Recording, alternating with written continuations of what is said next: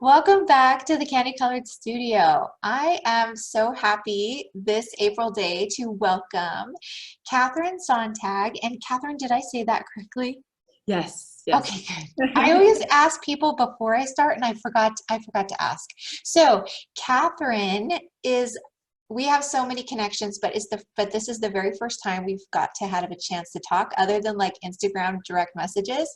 So last fall, I want to say last fall, maybe winter, beginning of winter, Caitlin Connolly messaged me one of Kathryn's Instagram posts, and it was all about her brand new book of poetry, Tree at the Center. And it was so obviously Caitlin knew I would love it because the whole book is about um, the Heavenly Mother, the Divine Feminine, about the female language, and all these things that have kind of disappeared from our culture that Kathryn has been so good to bring back out. And so obviously I was so excited. I started spamming her direct messages because I was like, oh my gosh, I love everything you're doing. I'm so appreciative. And here's some things that I'm working on. And so we've had all these great conversations, but then also we have an architecture and landscape architecture connection, and we're both married to architects. So it's like all these random things all into one. But I will say that in my path for finding and cultivating a relationship with my Heavenly Mother, that Kathryn has been a really important part of that journey. And so I'm super excited to introduce her to you today. So welcome, Kathryn. Thank you so much. It's so nice to talk to you. Oh, this is just like a total treat for me. And I have to tell you guys that we are recording live and it will be on YouTube. And Kathryn has an absolutely darling new haircut and she looks super French. So if you've been dying to go to Paris and you're stuck in your home with the COVID-19 craziness, make sure you get on YouTube and Kathryn will take you there in just a moment. So Kathryn, why don't you just give us a little background about yourself? Anything that you want to share about you, your family, just whatever you want to share. Sure. I grew up in Salt Lake City and I've been in Utah most of my life. I had a brief stint in Italy. I lived there for a year and a half on a LDS mission. And actually, my husband and I bought a home like literally 5 minutes from where I grew up, which was not planned. Very interesting, crazy but good. And we've got two boys. I studied English in my undergraduate work, and I also did environmental studies. I couldn't decide between the left and the right brain, so I just did both. And then I came back from my mission and was really intrigued by environmental studies and wanted to teach. And so I got into sort of environmental education, but then realized teaching was exhausting for my introverted self. And so I enjoyed it, but I just didn't really see that as a path forward. And I worked briefly with a guy who was interested in creating wild like play spaces for kids. And I really loved that idea because I grew up really connected to the land. Like we had a cabin up Big Cottonwood Canyon, and like so much of my childhood was informed by being in wild places and being outside. And the idea of like sort of designing more free play spaces for kids was really cool to me. So I kind of got involved with that and then found out that like landscape architecture was a master's, like you could actually like get a higher degree in that. And so I researched some more and found Utah State, which had a really great program and was really well known across the nation. So I applied, like not really knowing what I was doing, not really much about like the nuts and bolts of like, you know, how everything goes together, how you design, how you interact with a client, all of that like sort of stuff. And but I loved it. It was a 3-year program, and it really challenged me in really great ways. So I completed that and got married shortly after. And I worked for Envision Utah for a little while doing sort of like large scale planning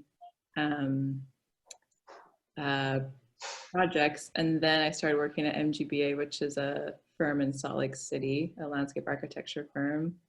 And I've really loved it there. It's been about 5 years now that I've been there. And all the while, also writing. Poetry has always been sort of my first love and my first like creative outlet. And always dreamed of putting a collection together at some point.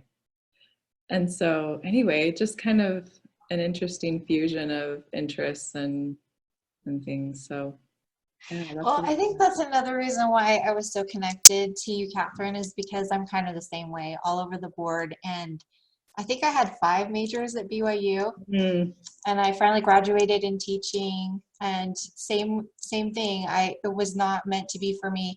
I was always wanting to go to architecture school. That was always my plan.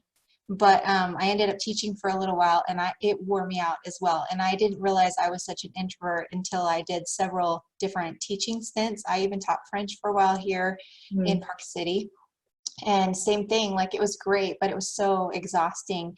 And I loved my students. But I think that it's really important to like find ways to use those tools and in other situations. Like I'm sure that you find that things that you learned in your teaching degree and in your English degree, like it helps you in all sorts of ways in your life. It helps you communicate better with people at work. It helps you with your children. It helps you with your neighbor and your community. And there's lots of different ways to use those skills without being in a classroom, like a really traditional classroom.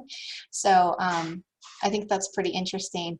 I have to tell you that I love your path because so I did BYU for 5 years. It took me 5 years to get out of BYU because I didn't know what to graduate in because they didn't have architecture.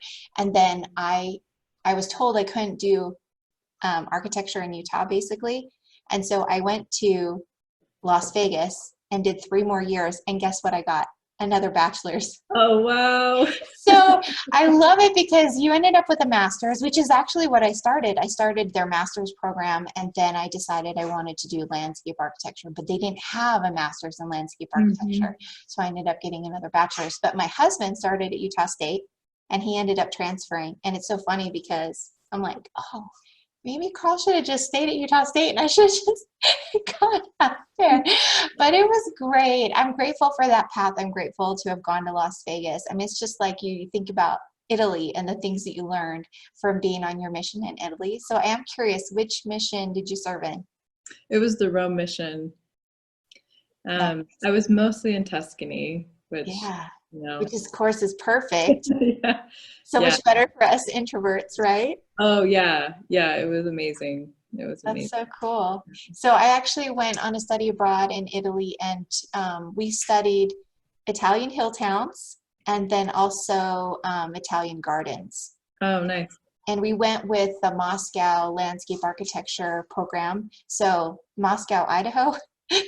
Did you know that? Did you know they have a landscape architecture program wow, up there? exotic. I know, it's so exotic. You should have just gone to Russia. Yeah, so apparently they have in Moscow, Idaho, which is like, I want to say it's way northwest. But yeah, they have a landscape architecture program. So we went with their school. So there were like there were probably 8 of us that went from UNLV. And we went to Italy and met up with this group from Idaho. And we had a wonderful time. And you would have loved it. You should have come with us. Actually, you're probably on your mission. I don't know. But yeah, those are some really sweet times. So that's Nice. pretty awesome. So I am curious, like, how has that affected you watching all the things going on with the coronavirus? Like, is it hard to watch? Like, are you still in contact with a lot of the Italian people that you became friends with while you were there? A few, yeah, I have a few friends that I'm pretty close with. So a old companion who lives in Taranto, which is southern Italy, and I've tried to keep in touch with her. She, you know, gave me or showed me her phone and like looked out the window with her phone, and like there's all these people out on balconies singing. You've probably seen those like videos going viral, but it's like they're just everywhere. Yeah, it's just so Italian, just that sort of charisma and hope and like friendliness. Yeah. Yeah, she seems to be doing okay, just sort of hunkering down and waiting it out. So Wow. yeah, yeah, Yeah, that's so fun though that I mean it's one thing to see it on YouTube or on social media, but to get a video from a friend that you know and to have her hold it out her window, you're like, yeah, okay, this is real, yeah, right? for sure, for sure. Yeah. Oh, that's so Yeah, sweet. and it's funny too because there's like jokes that you only get if you've been there, right? Like if you've lived there, and like Southern Italy is just almost like a whole nother country. Like it gets just more, it's just a very different culture, and there's so many dialects, and it's just, anyway, it's just very different. And so she's making jokes with me about how, like, well, how they're doing it here is like, they're doing to the extreme, I guess is how you would translate it. Sort of like they're really taking it to a new level. And it's so much fun to like just build a joke about that, right? Because I totally know what she means. Like the way that, anyway, it's Aw, beautiful. It's really beautiful. I that love is it. beautiful. Yeah. Oh, that's so cool.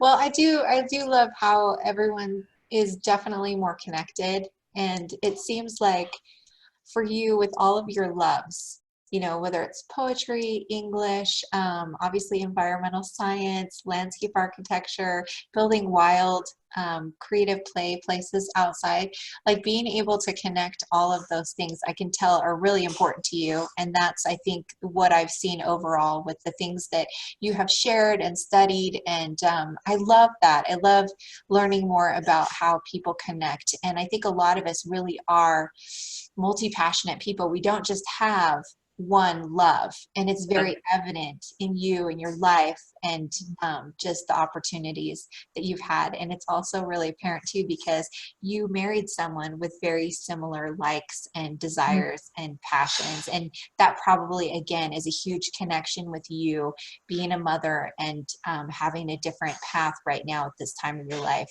but you can connect with your husband in those ways. I don't know. Yeah, for sure. For sure. Yeah. I kind of random, but my sister knew my husband before I did. He was her home teacher. Nice. And so like one day she randomly like showed me, this is back when I was on Facebook. I haven't been on for a while, but she showed me like his Facebook profile, and I was like, who is this guy? He's like the Renaissance man. Like he was into like everything, and like really like bookmaking and like printmaking and like really good music and good books. I'm just like, all right, like who is this guy? Anyway, Aw. so it was really great to sort of like find a kinship in like the desire for like creating beauty, like that's, and to have like a similar aesthetic, I Yeah. think can be rare. Yeah, no, I think you're right. I think So you're it's right. really fun. Yeah. Yeah. So one of my very favorite quotes is it goes something like, marriage is the divine, it's the, okay, hold on. Marriage is a quest. Shoot, this is what happens when you try to quote quotes. But anyways, marriage is this, okay, maybe I'll think about it. But basically the pursuit of beauty and, oh gosh, divine quest for beauty, something like that. I'll look it up and I'll send it to you. But I think that that's something that I've always felt really described Carl and I's relationship, and it sounds like the two of you have a lot of that same passion and interests, and I love that. So that's super cool. Okay, so obviously you met your husband, but you didn't meet him from your sister, or you did? Um, Not really. So I knew of him for a long time. I was up doing my graduate work at the time, and he was in Salt Lake, and I'd come down here and there to like hang out with friends. But I met him actually through my good friend who was dating his good friend. Oh, So like nice. actually finally met him that way. So yeah, it's a Oh, small so circle when you get like in your late 20s in yes. Salt Lake and you're LDS and you're not married. So So, did he know of you as well, or did you just know of him? I think I think he did in a roundabout way. Yeah, just through my sister. That's so cool. Yeah. Oh, that's fun. Yeah. I'm excited. You guys, we're going to go to dinner one of these days, the four of us, and I'm excited to ask him all these questions. Yes. Yeah. Okay, so tell us a little bit. I mean, obviously, you described a little bit about your journey, this creative journey, and all your loves and passions. But obviously, you know, English to landscape architecture and planning and poetry. Like, what surprised you the most about your path as a creative? Hmm. I think the biggest surprise was jumping to landscape architecture. English, it was just kind of a given for me. I grew up writing, and I like did all the writing contests in like elementary school and junior high, and I was on the literary magazine staff in high school, and so that was always a passion. In reading, like books were, you know, as an introvert, they were like friends. Like, Yeah, yeah, loved the worlds that they created and exploring those worlds, and like just that creative energy. So environmental studies was something I became, like environmental issues were things I became more interested in high school. And so yeah, I don't know, that both of those things are sort of just like innate loves and things I can't really like put a finger on, like when they began or how sort of they sparked. They just were always there. yeah. Um, but like, and I'd always kind of dabbled in painting too. So there's like this artistic, like visual art. And my dad is a graphic designer. My sister's a graphic designer. Um, so doing something design based felt natural. And then like anyway, so the crossroads really, it came down to doing like an MFA in poetry or doing something more science based, like Okay. more like sort of practical, I guess. Yeah. And it was really beautiful to find that combination of like creative expression through design and like science through like learning about ecologies and ecosystems and how they operate, and like behavior wise, like how we interact with them in a spatial way, in landscape architecture. And it was just such like an unfolding in like real time to like really grasp like the depths of the degree and like the possibilities. And so it was a really beautiful like manifestation to me of how like divinely guided I was, because I had really good feelings about pursuing it, but it wasn't until I was in it that it was like really confirmation of like, yeah, like this is what you need. Because while I love the creative world, like there's this part of me that really wants to see something materialize in like changes in the way that we just experience life, and like the sort of degree, like the quality of life that we're able to achieve and design. And understanding how the natural world works, I think, is really at the heart of influencing and changing for the better, the world, and addressing like climate change issues that like no other field really of expertise is ready to handle in a lot of ways, you know, like really on the ground. How do you shape, how do you manage, how do you fund like the sort of changes that need to happen in order to coexist in a harmonious way with the natural systems that we depend on, even though we sort of, because we're like how many degrees removed in our structures and our own like man-made systems, we just forget like how directly linked we are. Yeah, I think that's so important. And I love that you did do both the environmental science and the landscape architecture. I feel like, so in Vegas, and I don't know, I can't remember what Utah State's program looks like, but we had our architecture students, then we had our interior architects, or you know, interior designers, but they were called interior architects. And then we had the landscape architects. And the landscape architects were definitely, it was interesting because like the architects were just willing to build whatever. right? Mm. And I'm not saying all of them, because many of them were very connected to the earth. And then the interiors, they wanted to hunker down and make things beautiful inside. But I felt like the landscape architects, they really wanted to connect spaces, people, and the living, and all the different parts of our world were connected. And I think then when you take the environmental aspect and you bring that in, then it becomes even deeper. And one of my best friends who I studied with, and she was actually my roommate in Italy. She did the same thing. She studied both landscape architecture, and she had a double major with environmental science.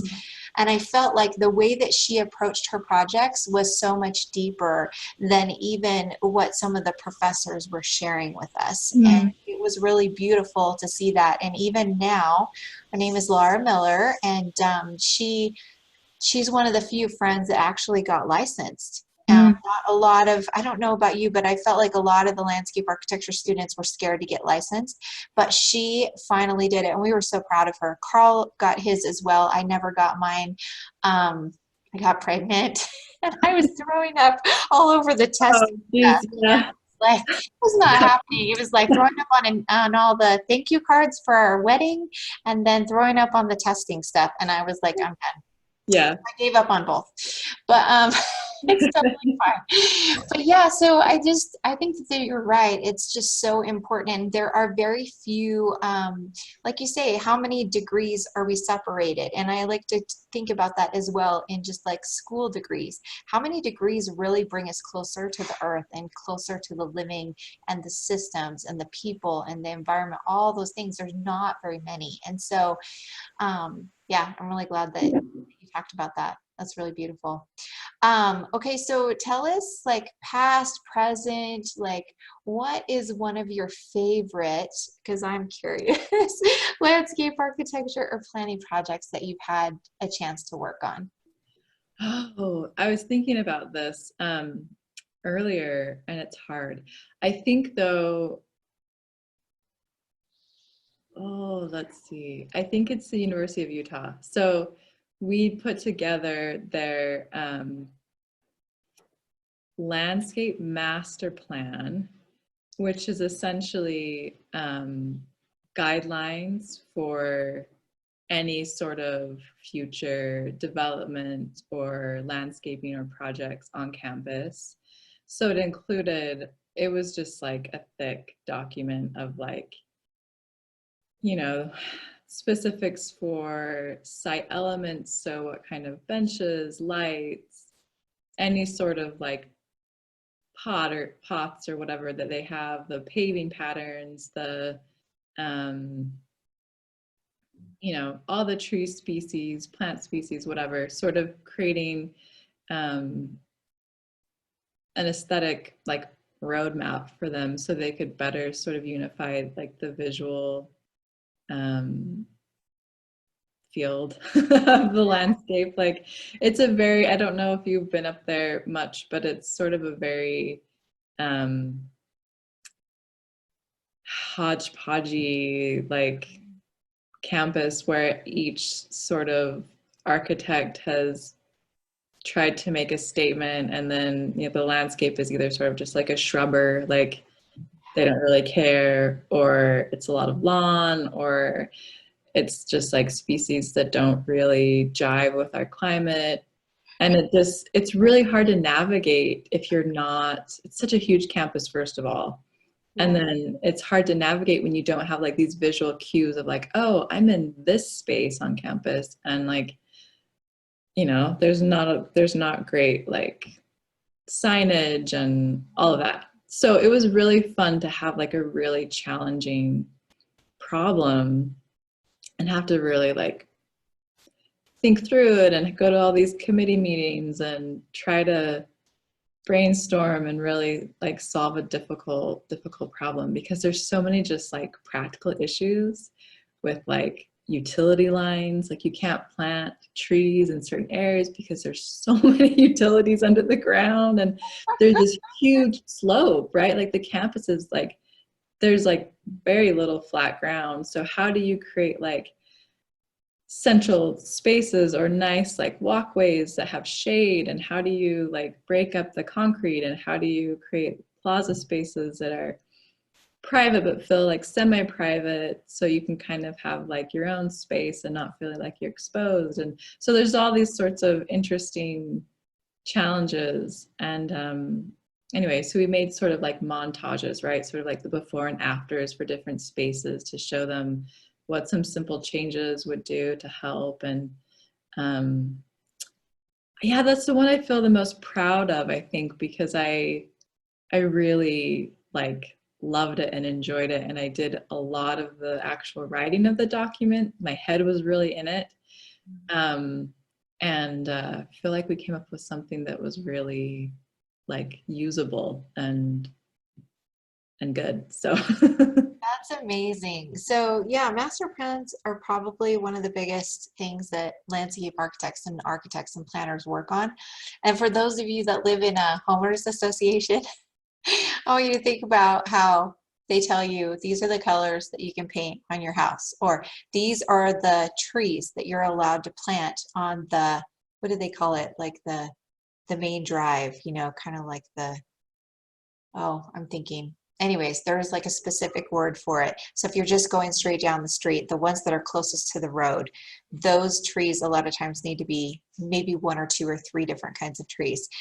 yeah, You know, things like that. So if you consider how complicated it is to be in a development in a homeowners association and to try to keep some sort of I don't know, design congruency, and then you translate that to a university and like, yeah, acres and acres and acres. Yeah, yeah, so many acres and then so many periods and it's like time periods, history too. right? And so then Yeah. you've got the history, you've got the different types of architecture that has been built over the years, and Hmm. then the different spaces, the different colleges, and just like Kathryn said, depending on who the architect is, they're totally going to change things. And yeah, it is kind of sad when the wrong types of plants get planted. And you're like, oh, these are not going to last 6 months. Yeah, They're, totally.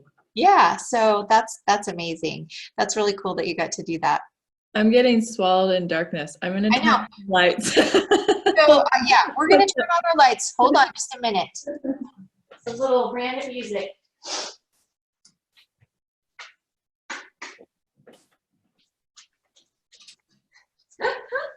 I should have thought about that before. Oh, well, Carl was trying to mess with the lights for me and it looked worse with them on. Oh yeah. Yeah, it's totally getting dark. So that's okay. He can cut this portion out. So Okay. I'm gonna remember that about 20, I think we're about 20 minutes in. I'll just remind him to check that and we can just cut that Oh out. yeah, much better. 20, 25 minutes, somewhere like that. I'll have him check that. So Okay. not to worry. I know, yeah, like your lighting is so much better. I don't know what kind of lighting I've got going on here, but my, Oh, I just have little lamps. I don't, yeah. We I have think, a 1955 home, so there's like no upper. yeah, We'll do it one day. one day, so many things. Yeah. Okay, so yeah, that's really cool though. I'm glad that you shared with us that project and I'm excited to go the next time I go to the U. I'm gonna walk it. I'm totally gonna walk it and enjoy it. And I know, so the biggest thing about master plans, I don't know if our listeners totally understand this, but basically you create this, again, master plan, but then it doesn't necessarily get implemented right away. Sometimes it'll take 20 or 30 or 50 years to have all those things actually come to fruition because everybody has a budget, even a university has a budget, and they decide, you know, what projects need to be done first and what things will actually be implemented. So that'll be something really special to kind of watch happen basically over your kid's lifetime, over your boy's lifetime, which is pretty awesome to think about. So Yeah. okay, cool. So tell us like what, obviously your path, you have had lots of different loves, a lot of creative different outlets and desires and passions. So what kind of advice would you give to creatives that are just finishing high school? Would you tell them to go into debt and go ahead and throw it all in and attend school? Like just what kind of options do you think, obviously the times are changing, education's changing. So like what kind of, you know, thoughts and advice would you give those students? that was like the hardest question on that list because I don't know that I necessarily took like a very like I followed my passions, right? But they weren't sort of like strictly creative, if that makes sense. Like I wasn't doing like a fine arts degree or like knowing that I wanted to do an MFA or something like that. It was much more like I was just sort of feeling out the things that I was drawn to and just trying to like piece it together as I went. And of course, like I was lucky that I got some scholarship money and like had a family who could help a little bit with like undergrad.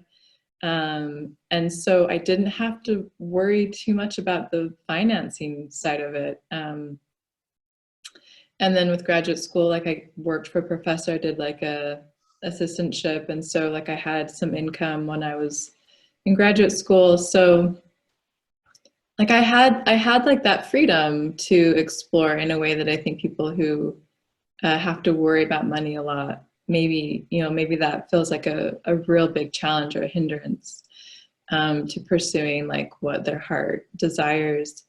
Um, I do know that if I don't write, I'm miserable.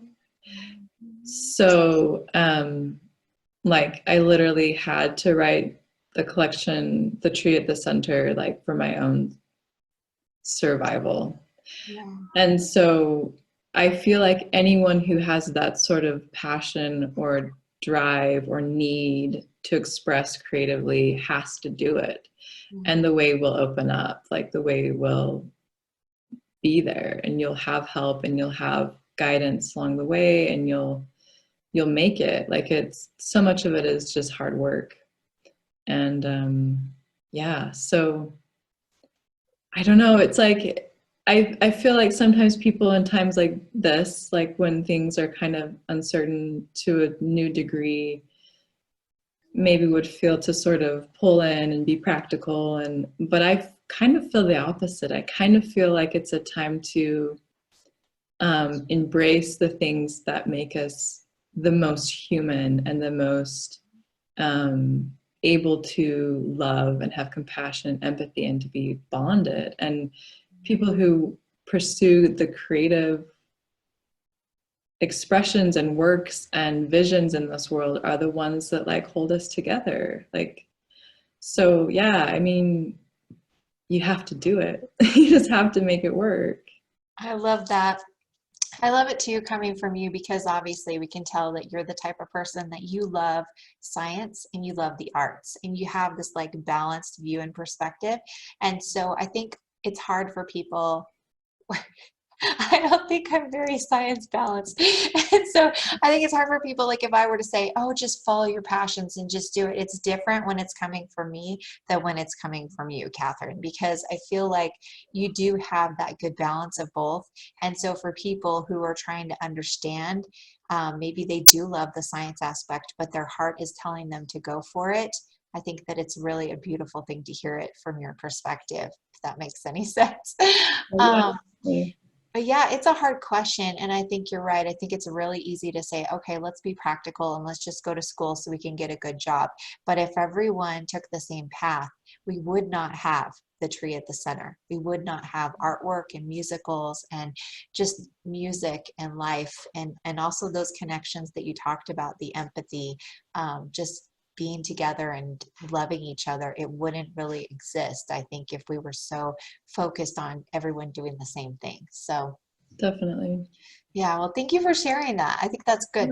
So I'm gonna grab my book because because I actually get to show you guys. So here is my Tree at the Center book. And I actually didn't put this in your list of questions. So I have to tell you, Kathryn's maiden name is Knight. Okay, sorry. I meant to say that. I just don't know. I just skipped over. I want to know about the illustration on the front. Did you do that, or did you have somebody, like, who did that for you? So so we had someone who designed the cover, but it actually comes from an some ancient pottery that they found in Egypt. So it's a real like inscription. and the tree is Asherah, so the Israelite goddess, and there's actual script like describing the tree as Asherah. And so it's kind of this beautiful, and it goes on to talk about Yahweh and other things. So it's just sort of like this beautiful illustration of her, like that she existed and was loved and revered. And yeah, so yeah, I just wanted to like have something ancient Oh, it's perfect. there as like this tangible, real like evidence of her existence in like the lives of the Israelites. Yeah, and what I love about it, sorry, I'm going to hold it up here again. What I love about it is that for me, it's generations being tied together Mm, because I would say that this is a very more of a graphic design depiction of what was probably in the ancient, I don't know, I'm just guessing. But I feel like it's almost like a modern interpretation of that ancient design, right? And that to me is beautiful as well because it tells me that we, even though we come from a much later culture and that we haven't necessarily grown up with stories of Asherah and Yahweh and El, that we can also find a deep connection with them and have, you know, a very special experience and relationship. Does that make sense? I don't know. yeah, definitely. So yeah, Definitely. I loved the cover. I thought it was beautiful. It like totally I obviously I got to read about it a little bit, but it was really a beautiful way to draw you in. Mm, So I'm I thought glad. it was really good. And obviously I think I ordered the book before I even saw the cover. So it was just kind of like Mm, an added bonus. oh, nice. Yeah.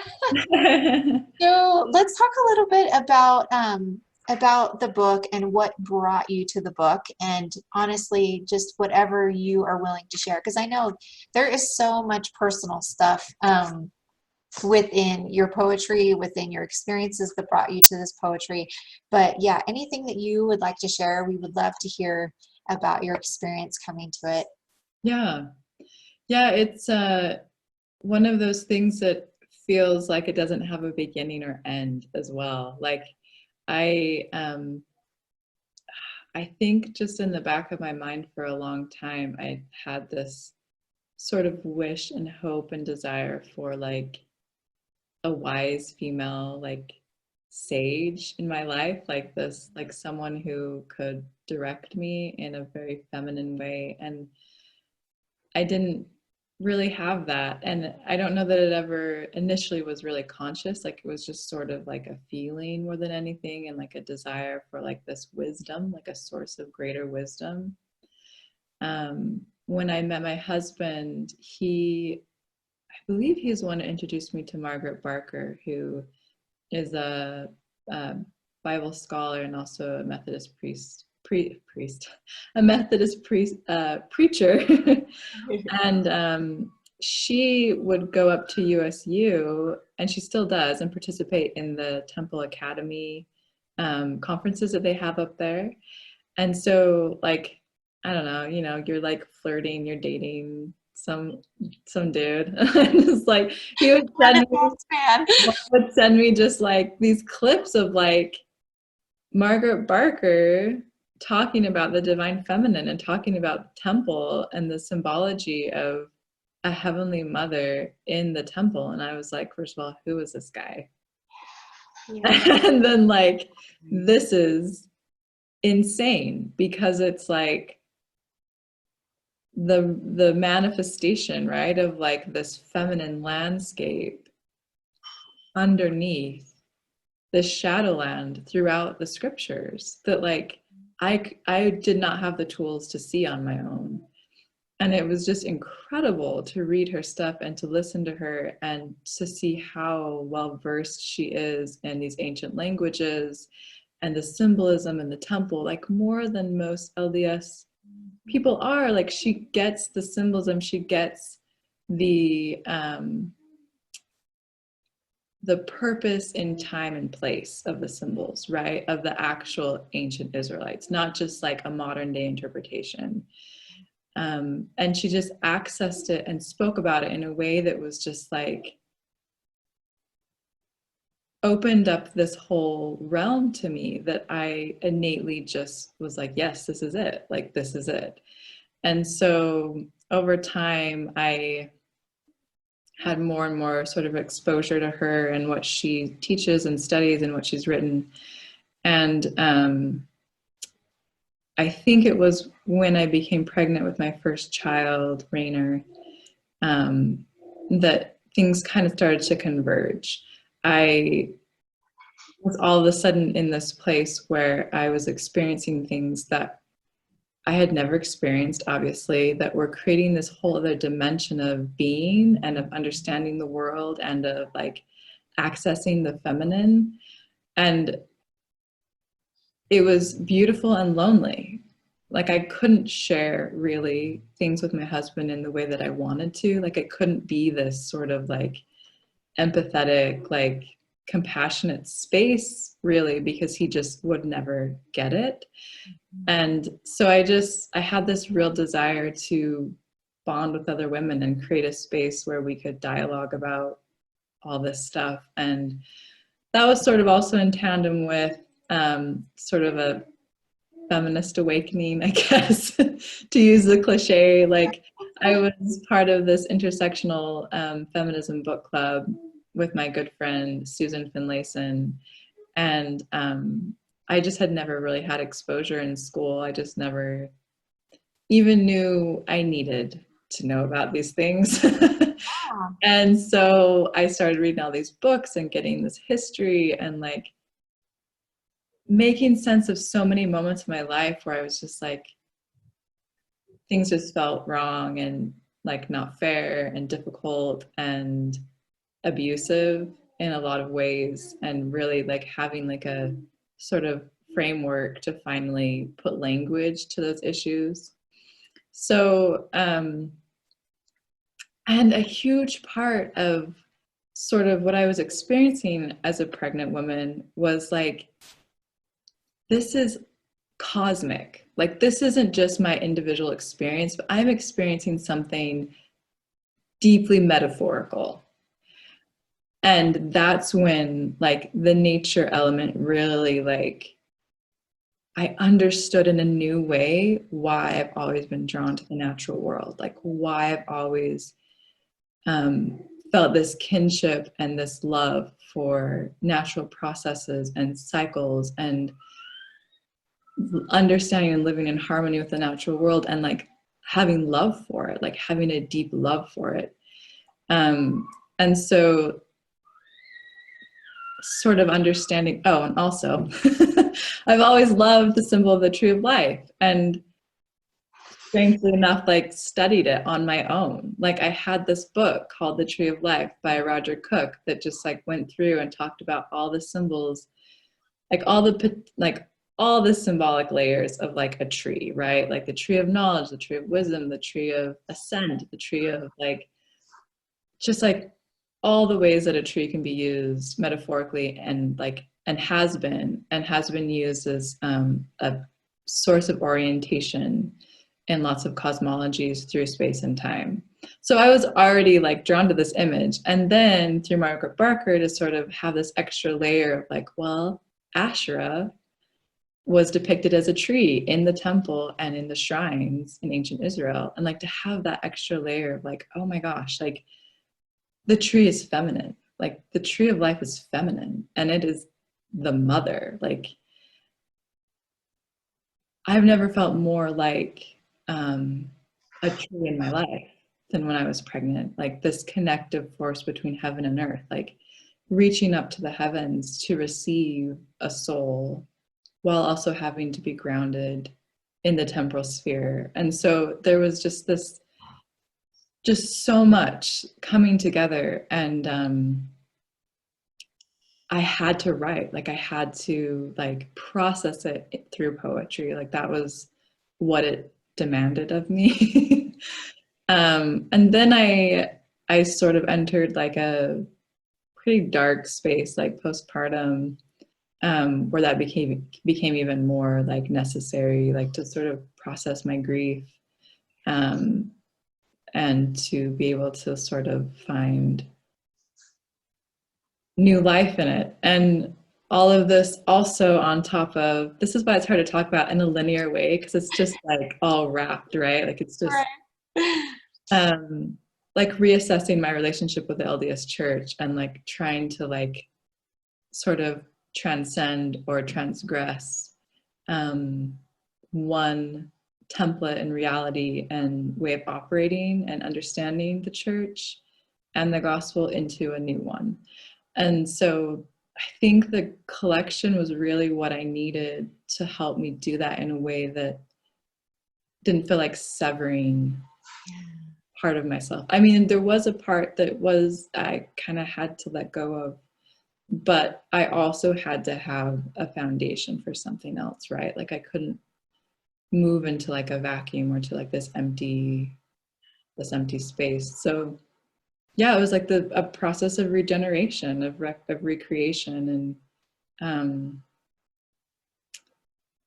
I don't know. Like I'm still in shock that the collection exists in the world. Like it's still just like an astonishment. Oh, well, it's amazing, and it's so nice to hear the background of it all. And I love how you talk about how it isn't linear. It's not even cyclical. Yeah. It's just all these things that were part of you for forever, and just recognizing and understanding what it means. I remember talking to my husband Carl at one point, and I said to him, I'm like, I'm a total feminist. He's like, yeah, you've always been.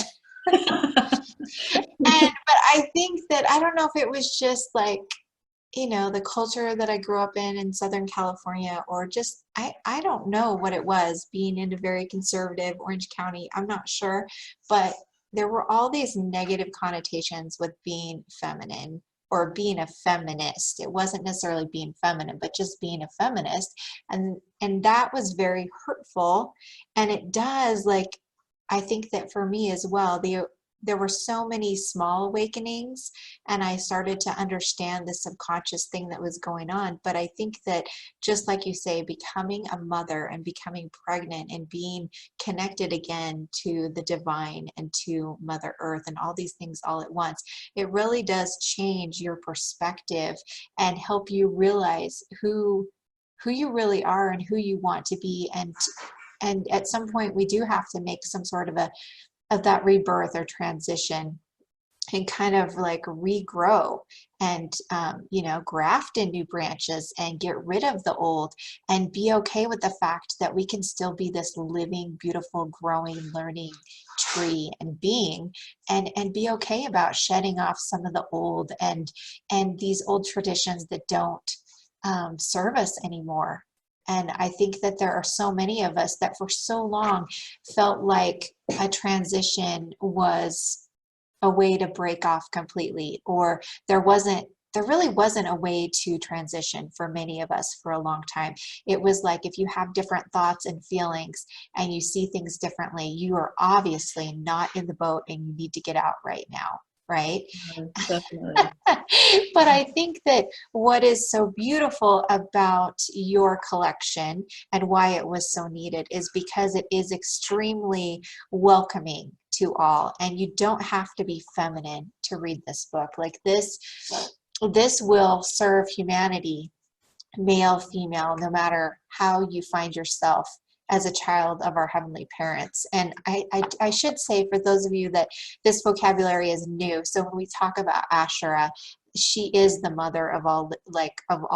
She is the feminine divine. She is our heavenly mother. And when we talk about Yahweh, he is the Savior, the Christ, Jesus Christ. And then when we talk about El, that is the Father. Okay, so I just want to make that very clear, because the first time that I started researching Margaret Barker and Daniel Peterson and all the conferences up at Utah State, I was like, they were talking so fast with all the vocabulary, and I was like, oh my gosh, I had to stop and rewind. I listened to it 3 times to make sure.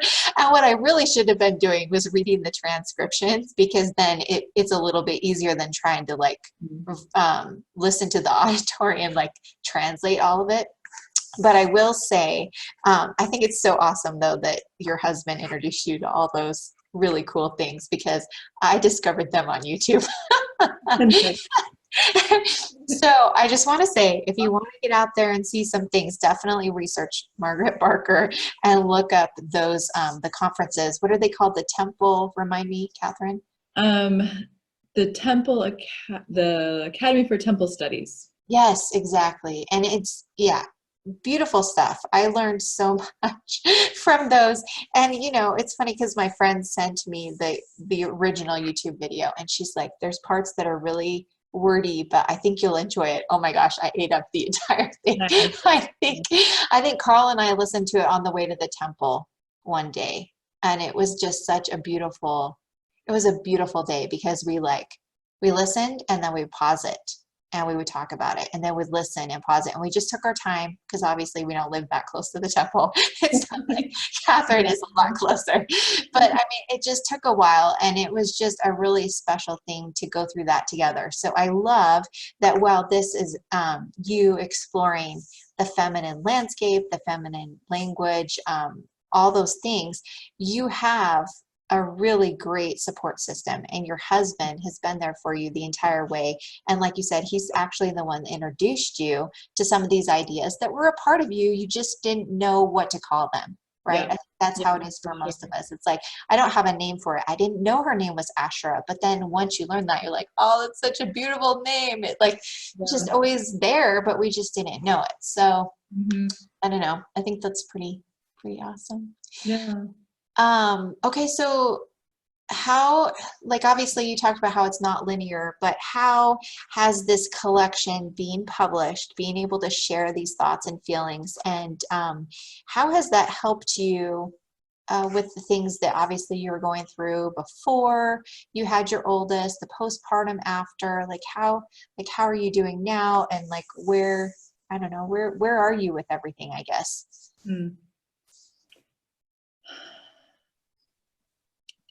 Yeah, the postpartum of my first son was rough. It took about a year to sort of shake that off and feel like myself again. And a lot of it, I think, had to do with some health issues as well. So it wasn't like your typical, like, hormonal whatever. It was more actually like a viral issue. So there's been like recent research about Epstein-Barr and its effects on postpartum women, because this is a whole tangent, but No, it's a good one. could Let's hear it. help someone. Yeah. Yeah. So if Epstein-Barr becomes active while you're pregnant, or CMV, which is cytomegalovirus, they're like related. They're like twin viruses or cousin viruses. I don't know. They're related. Wow. And they're very common, right? Like people get mono all the time, people get CMV all the time, and sometimes you know you have it, sometimes you don't, but it's very common. But in some people, it can activate during pregnancy, and your body does not begin to produce antibodies because it is focused on doing other things. So it doesn't really register what's going on with the virus. And so postpartum, you can have an incredible viral load, and it manifests as depression. Like it in the brain, like chemically, it's sort of the same experience as if you've got a hormonal imbalance. So that was sort of what we figured out along the way was my issue. And so I started taking some supplements and sort of trying to work at it from that angle. And ultimately, I think that's what helped.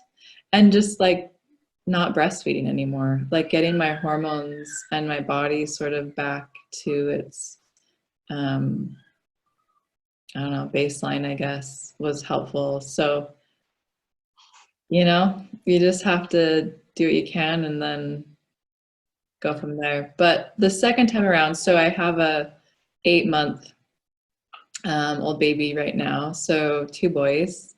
This time has been so much easier. I still, like, I think from the virus, like CMV, it's kind of, if you have sort of more I don't know, issues with it, like activating. It's one of those that really messes with your nervous system. So like stressors become, like your response to stressors become exaggerated.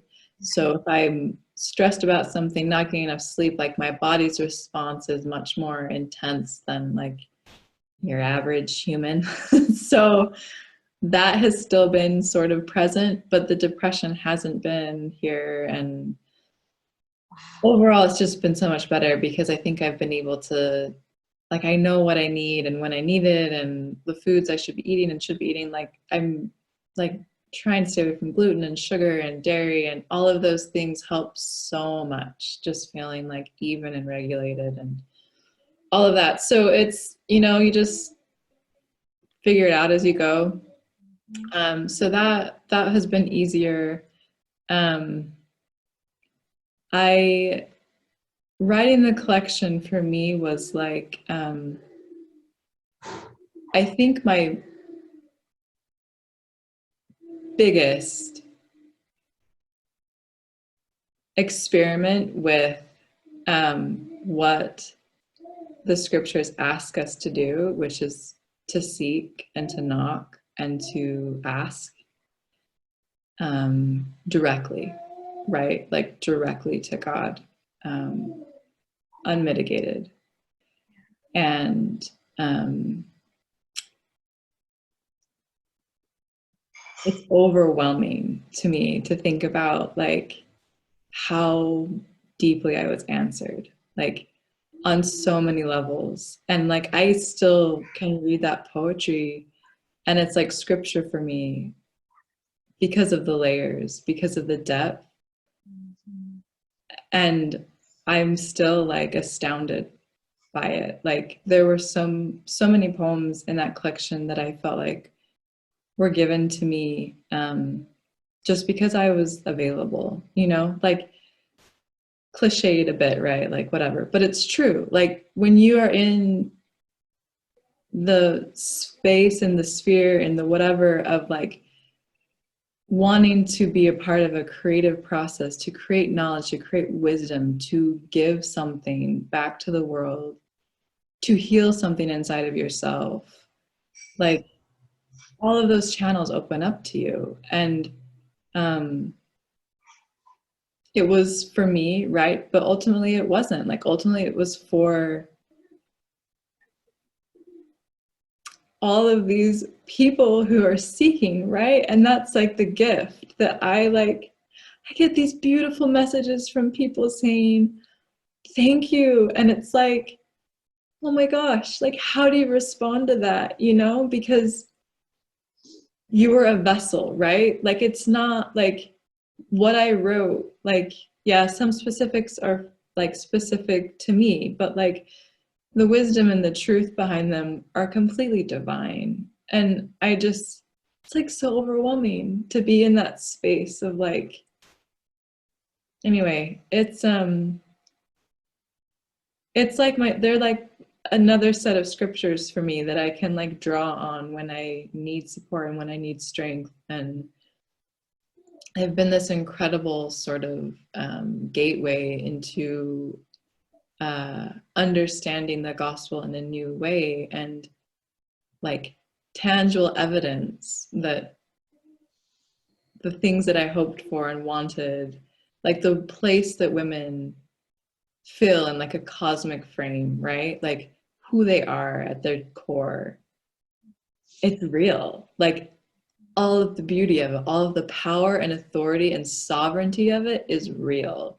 And just because we're living in a fallen celestial world doesn't make it any less real, Like, and so it's awful because you have to like face reality to like a deeper degree, in the sense of like all of a sudden, and like all of the environmental crises we're having, all of the humanitarian issues we're having, all of the abuse, all of the issues of women, like you understand it symbolically in a way that you hadn't before. Like that what we do to the earth, we are doing to women. What we do to the earth, we're doing to Heavenly Mother. Like the hatred and the spite and the rage towards women and the earth is towards deity, right? Like it's that natural man fighting against progression and growth and against, you know, like surrender.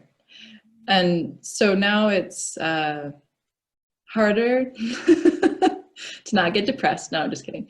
But it's just so much more real, right? Like with coronavirus, right? Like this whole outbreak happened because we are going into lands, making contact with animals that we like humans normally don't have contact with. We're cutting out like our space into their space. We're interacting in a way where their ecosystems are no longer functioning correctly. Like it's a complete, like the way that we are interfacing and the way that we are coming up against the natural world is just completely wrong. And it's hard because it's, you know, it's like in some of the poorest places of the world where people don't have a lot of choices, right? But we've also been a party to creating these places that are the poorest in the world by our huge systems and economic structures and the way that we put 1% of people at the top of the world, right? To like govern everyone. So we are just coming up against the consequences of our patriarchal systems. To just lay it out, really, you know. Well, it's so crazy because you're right. There's just so much unbalance going on right now. And I love, like, I keep coming back to the title of your collection, The Tree at the Center. And when we put what's important at the center, then these things don't happen. But like you say, everyone's fighting. We're fighting against our mother, our deity, and we're also fighting. You know, we're basically saying that we don't need our mother or our father or our savior, that we don't need any of them. Yeah. And we can do it on our own. And we have technology, and we are a progressive intellectual species, and we don't need anybody but ourselves. We can survive with our systems and with our technology, with our machines. And that comes up head to head, right? Like if you read the collection and you read some of Margaret Barker, like Asherah personified wisdom, right? Like anytime you see wisdom in Psalms and, you know, Hebrews and all of these books, it's a capital W, like it's a feminine word. So wisdom, well, is the mother. And so when you trace that back to the temple symbolism that Margaret has sort of, and there's others too, but she's my like go-to, have uncovered, the mother was in symbolically, right? But also like literally when she was there in the Holy of Holies of the temple, which was this space where the mysteries of godliness, right? It was when you enter into that space, you're entering into the mysteries of godliness. You're going through the veil into the wisdom of God. And in that space, the mother was represented as the throne. And she was known as the seal of creation, SEAL. So the power essentially that binds creation together eternally. And so in that space, like the wisdom, the mysteries of God, based on all of these scriptural texts that Margaret has uncovered, is understanding the paths of everything that lives, understanding the mysteries of creation, how and why everything came to be. Like, that's what godly mysteries are. It's not, how do you gain power forever? How do you become the most, like, whatever, like, powerful being in the universe? Like, it's about what true power is, what it looks like, and how it's interconnection, how it's being the one that supports the all. yeah. And so we've got all these man-made systems, right? Where it's like so hierarchical. It's so one person on top, everyone's working for the man. It's so like structured in a way that we're seeing now, like fails almost immediately when there's a crisis. Like nothing can be supported in that sort of system. Exactly. The mother who's like, wait a minute, like this is a web, eternally bound together. We are bound to each other. And what godliness is having a capacity to love and care and support that system, that interconnected like network of love and like matter and spirits, that you, when given power, will do what is best for all. Like you're not going to act in a way that destroys anything or anyone. And so right now, for me, I just feel like we're at a crossroads in the world of like, wait a minute, like, are we going to continue to support these systems that harm the most vulnerable and lay waste to everything that is supporting our very breath? Yeah. Or are we going to choose humility? Right. And like be okay sitting with like the unknown for once? Yeah. Totally. And I just feel like it's women's power. It's women's, the voice and the language and the spirit and the soul of women is the only thing that can answer that. Like, it's our turn to step up, to speak, to give solutions, to demand a change. Yeah. Yeah, exactly. And I mean, there's just so many things. Like, I keep thinking back to how you talked about how this whole experience of you with the collection, you being the vessel, you being available, you being willing to take the truth and the light and share it and to let it be known and to uncover those mysteries for those of us that are seeking and need somebody to act as I don't know, like for example, I do better visually. I struggle with words. I laugh about it on the podcast all the time. You saw me totally fumble over that quote.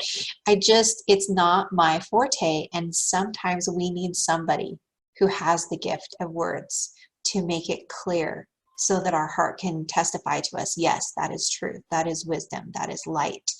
And so I feel like, again, so Kathryn and I are actually recording this right before General Conference. And General Conference for members of the Church of Jesus Christ of Latter-day Saints, this is our 6-month reunion where we come and we commune and we try to bring new light, new words.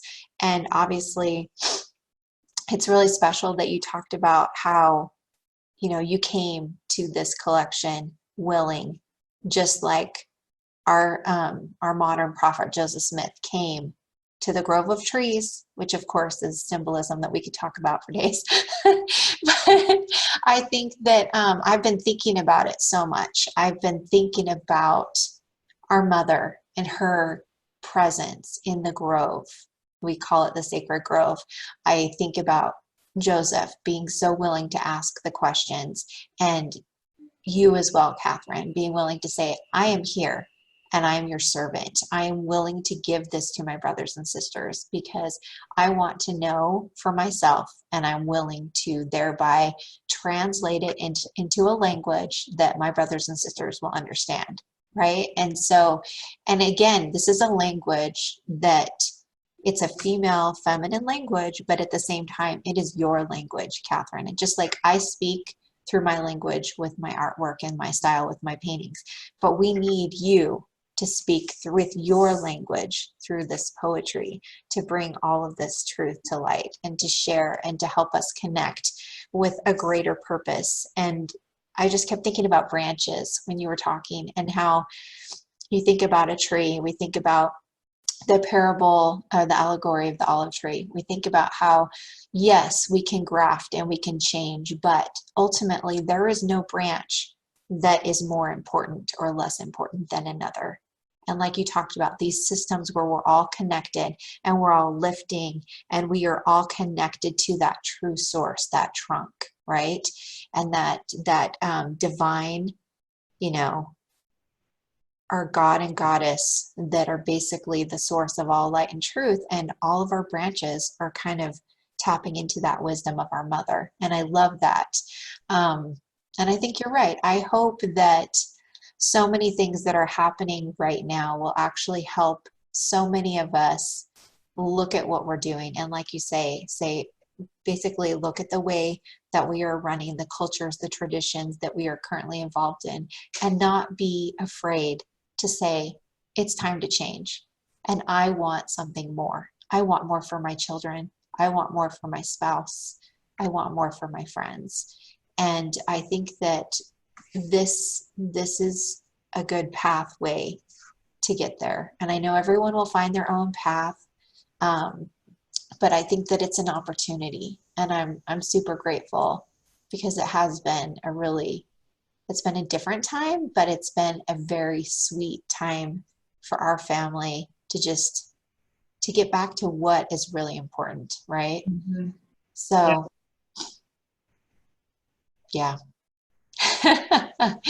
Okay, so let's see. Let's talk about your relationship with Asherah, with our divine feminine. Like, if to those people that this is kind of maybe a new thing to them, or maybe it's not cyclical or linear, and maybe it's been a part of them, and as they've been listening today, they feel like, you know what, I want to explore this. I want to go learn about Margaret Barker. I want to go learn about all these things that Kathryn's talking about. What would you recommend? Like, where would you recommend that people start their study? Obviously, your collection is a great place to start, but what are some other things that you would recommend in tandem?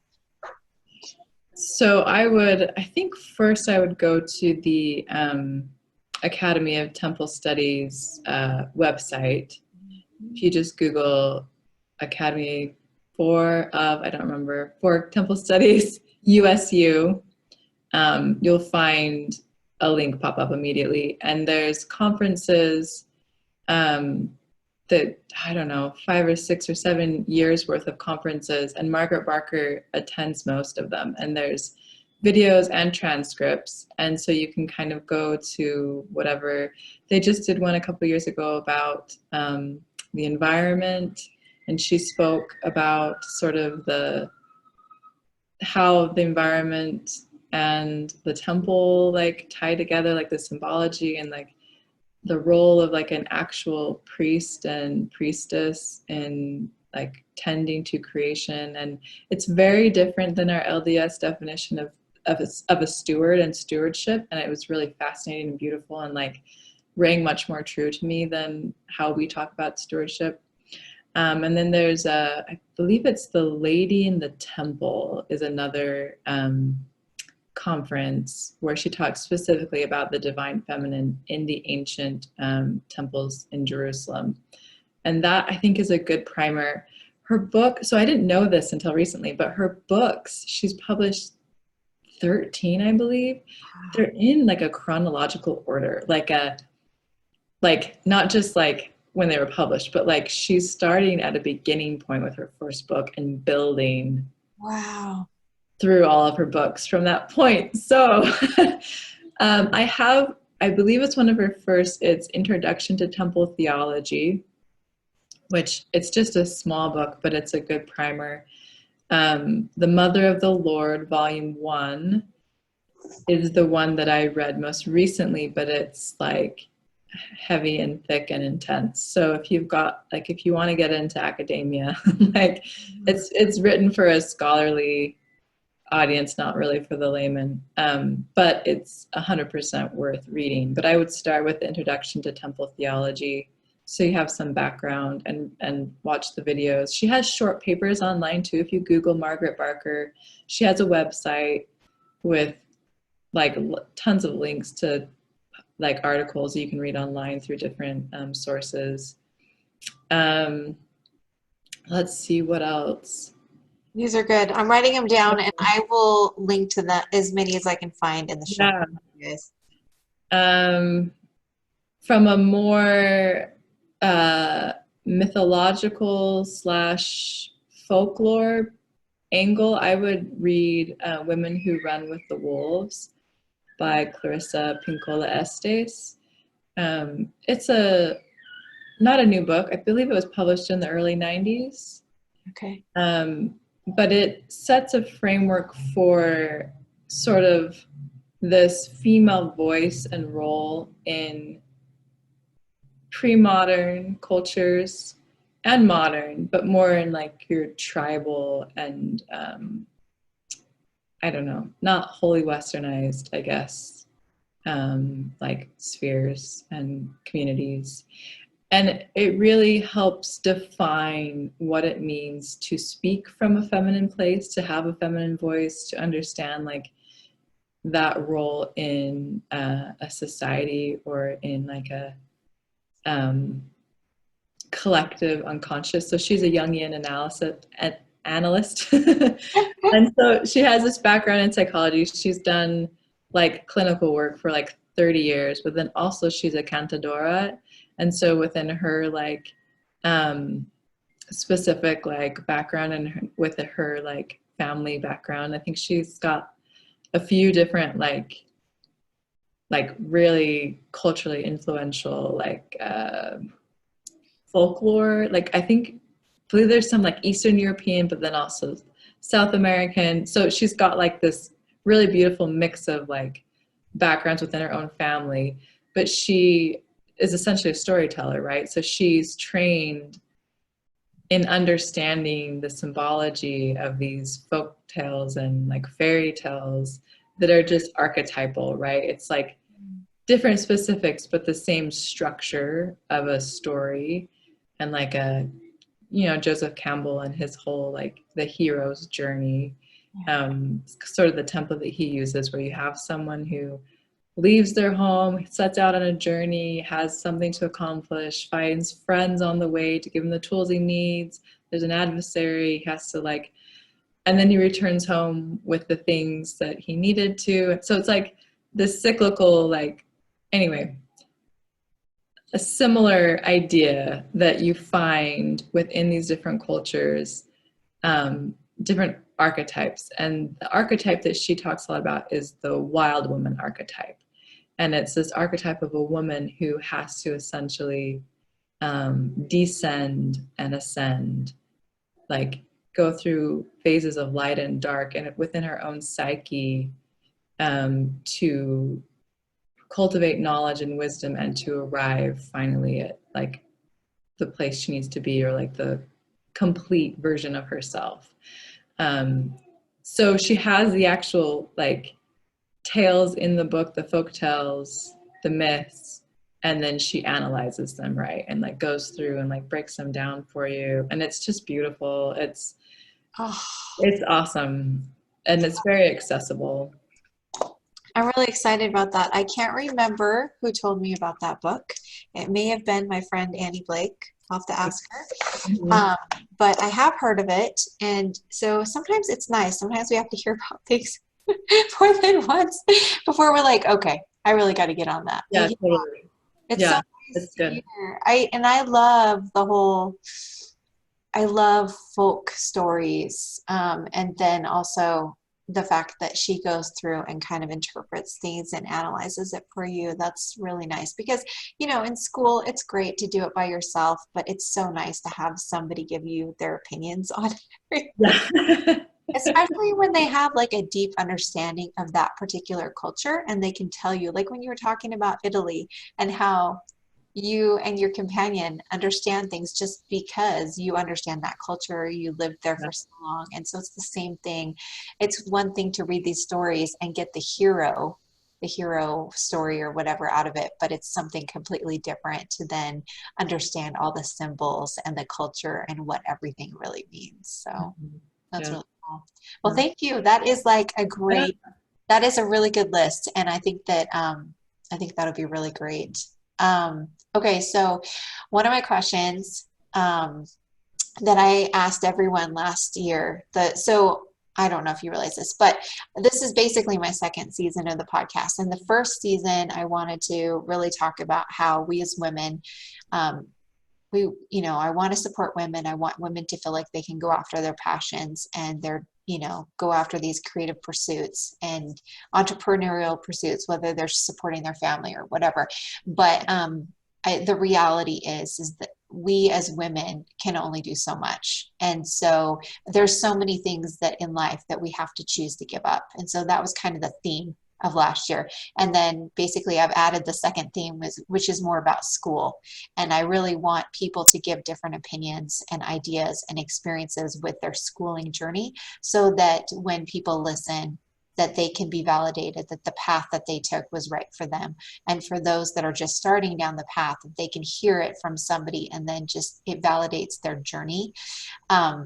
So with all of that said, Kathryn, so going back to the whole giving up, now you and I talked for just a minute before we started recording. And so obviously I have different questions now, but I feel like, for one, you're kind of a rare soul because you are so intuitive with you and what you need to do and what you need to do to be able to become your best self, become the best mother, wife, spouse, friend, designer, poet that you want to be. And you gave us a really good example of that as you struggled with the postpartum and this whole viral attack that you have basically had to endure, and how you kind of like evolved and transitioned even with that. And so it was to the point where you basically managed the problems that you were having, so that it wasn't quite as bad. It didn't go away.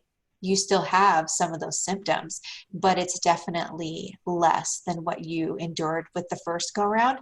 So it's kind of hard to ask you this question because I know that you have given up quite a few things to be a mother and still be able to create in the way that you're creating. So yeah, just from all of that background, yeah, so what are some, like, obviously you're welcome to take this in any direction that you want, but it would, yeah.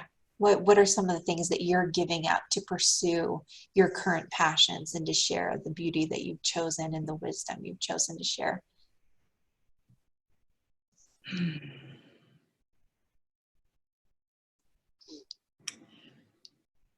It's just, it's like, I'm gonna start crying about it. Aw. It's like a daily struggle, because I'm like on fire right now to write. Like it's like right here, like just like you need to do this, you need to do this, you need to do this. And I have two boys at home who need attention and can't send them to grandma's anymore. Or even like play dates, right? And even that, it's like, and no more preschool. And so I used to get up around 5:30 in the morning just to have a solid hour to write. And then I would kind of like quench that like thirst, and like that fire would kind of subside. And then I was like, it was more doable to like be in sweats all day long and not brush my teeth till noon or whatever. But I find myself really struggling with that balance because I feel like to really do what I want to do with writing, I just don't know if it's possible right now with two kids. And so it's kind of that I don't have it figured out, right? Like because I feel this really deep need to be writing. And I know it's not just like a distraction, it's like a deep need that I have to be happy and to feel like myself and to feel like I'm honoring myself and honoring what I've sort of why I'm here to a certain degree. But also, I am a mother and I'm also here to help two boys become happy, functioning humans. Yeah. And it's hard because like I'm like your typical artist personality. Like I'm moody, I'm super sensitive, like, you know, it's just like I need all my sleep or I'm super grumpy. And it's just like trying to balance what you need to feel like you are on your path as an individual, regardless of anyone else around you. And then what you have committed to doing with love, right? Like it's not like it's what I want as well as to be a mother. But for me, at least, it's been a really strange convergence because all of this stuff that's been happening inside of me and has been needing to find expression has come right as this other creative energy has entered my life. And so it's just this very like intense from all angles, like trying to navigate and map out like what does a day look like where I feel like I'm balanced and I'm like working towards goals that I have for my own creative life while also being kind to my children. Like I never knew it could be so hard just to be kind. Yeah. And it's hard. Like it's hard when you, and I think even anyone with a cell phone, right? Like anyone with a smartphone, it's like the levels of distraction that we sort of put in front of ourselves just take us one step away, I think, from empathy and compassion in critical moments when our kids need it. And so, yeah, it's, I don't have any, I don't have any good answers because I'm in the thick of it right now, you know, just like, I've got like 2 book ideas. I'm like hungry to start both of them. Like one's poetry, one's essays. I'm reading another book about women in the priesthood that's making me so mad that I'm just furiously writing notes about how it's totally wrong and I want to publish that, you know? So it's like, I'm just like heated with all of this. And it's just like, I can't even, like, I can read like 5 pages of that book at a time, you know? Yeah. So I don't know. It's just, it's crazy. It's like you sacrifice on both ends. Like it's not just one or the other. Like you sacrifice. If I were single, no husband, no children, I could be doing this all day long. I could be like pumping out books and poems. And I know people who still have lots going on in their family life, like you, and are totally like produce. Like, and I admire that so much, you know, like it's amazing. And I'm not like that. I need like that structured time to just like be in my head and to like, and it's usually in the mornings, and mornings are usually the hardest with 2 kids because they, I don't know, they think the crack of dawn is like an appropriate time to wake up, and it's just not. No, it's true. I feel like for me, I, I tell other artists this all the time, especially mother artists, that I created a career based around nap times and my children sleeping. And those are the 2 worst times for me to create. I mean, Kathryn and I have a lot of similar health problems and food sensitivities. But anyways, I found that throughout my adulthood that the mornings were my most productive time. And by the afternoon, I would get really tired. And so when my oldest was a baby, I'd actually nap with him for a little while before I got up and cooked dinner. And then I wouldn't paint until he went to bed. And then later, I decided to really try to paint during nap time. But again, it was usually the afternoon time, and it's not the best time for me, and I wasn't resting. And so for me, I felt the fire just like you felt. And it's kind of this, the fire's there because we know that to become our best self, we have to go ahead and explore and create in this way, whether it's words, art, whatever it is, right? And that fills our soul. And that helps us stay whole so that we can be the best mom and friend and spouse and all those things.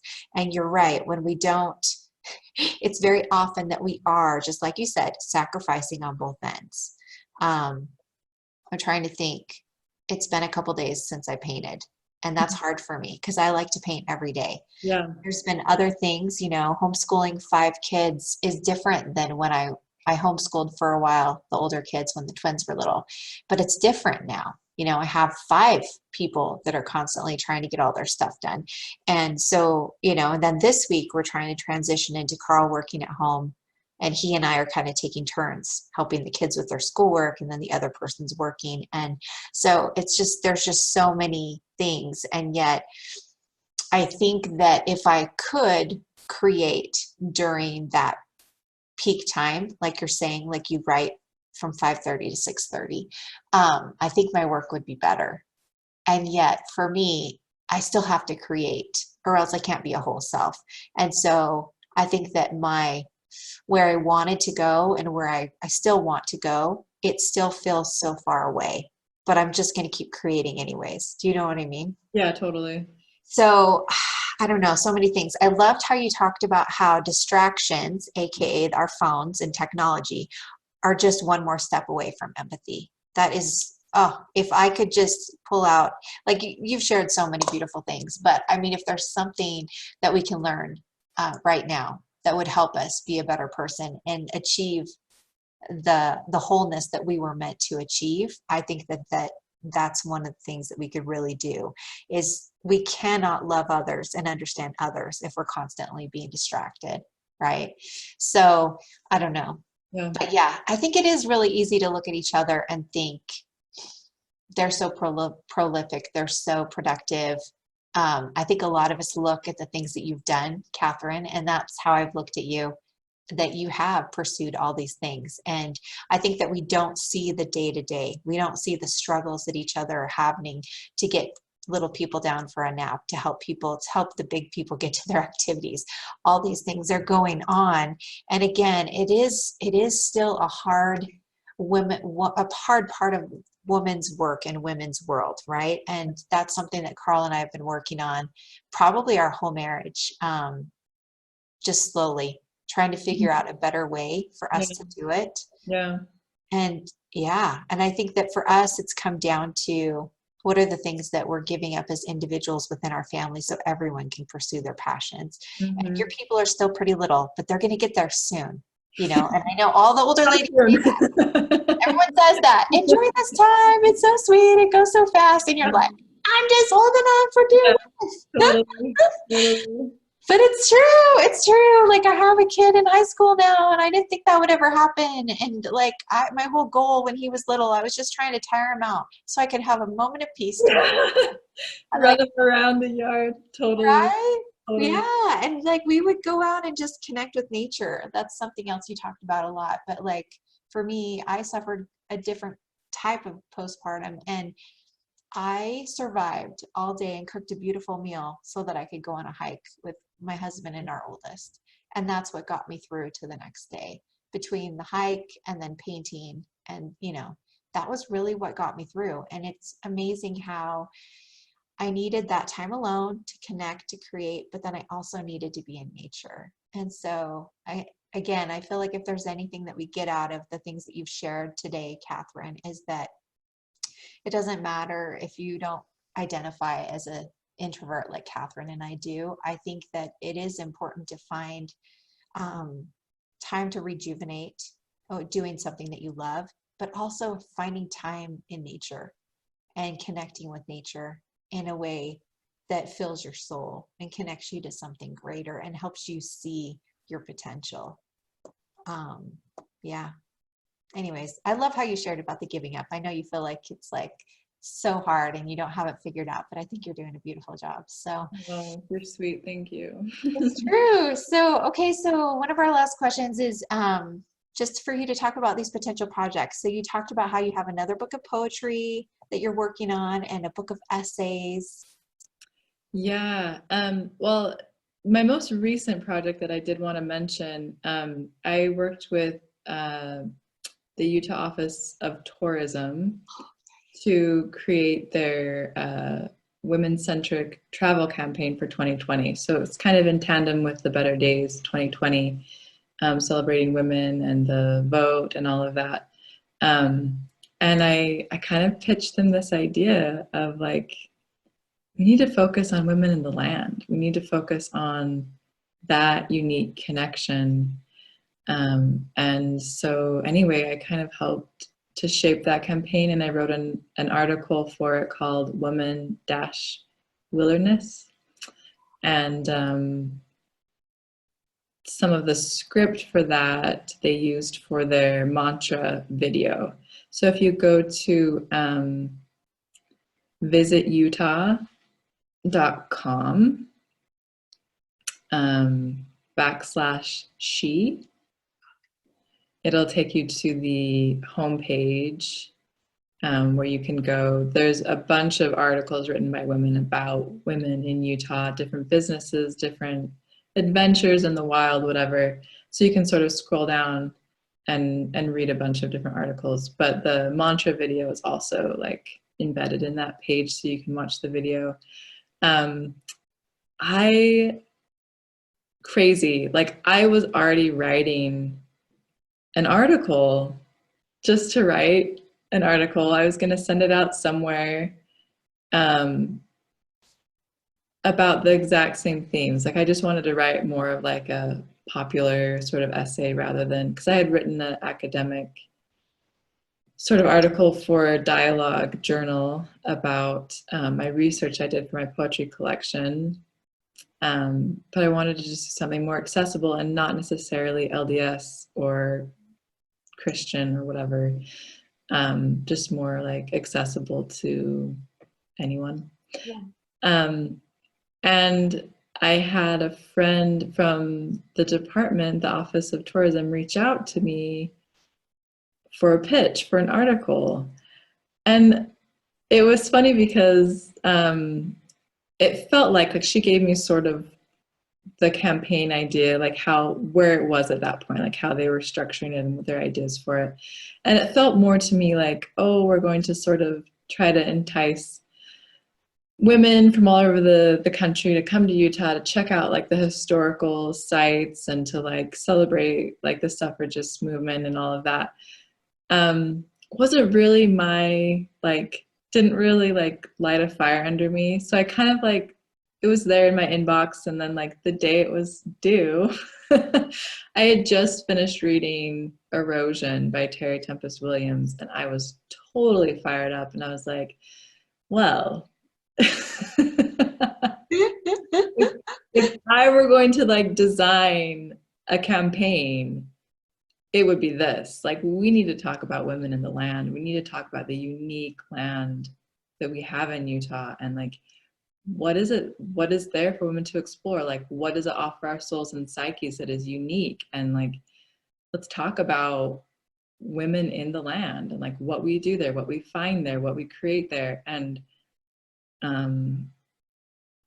did not think they would like change the direction of their campaign. Like I thought they would be like, oh yeah, this would be like a great like special interest article, like would stick it in there with, you know, but they literally changed the whole direction of it. And I'm